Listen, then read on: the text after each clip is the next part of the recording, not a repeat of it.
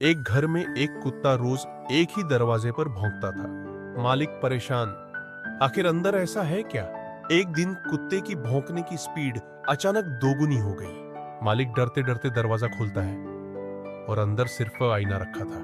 कुत्ता अपनी ही परछाई को देखकर रोज समझता था कि आज इस नए कुत्ते को मैं सबक सिखाऊंगा। मालिक हंस हंस कर जमीन पर गिर गया और बोला, अरे भाई, यह तू ही है। कुत्ता आईने में खुद को देखता रहा और फिर शर्म से पूंछ नीचे कर ली। सीख, कभी कभी हम अपनी ही गलतफहमी से डर जाते हैं। रोज ऐसी कहानी देखने के लिए शॉर्ट नेक्स्ट को सब्सक्राइब करें और वीडियो को लाइक करें।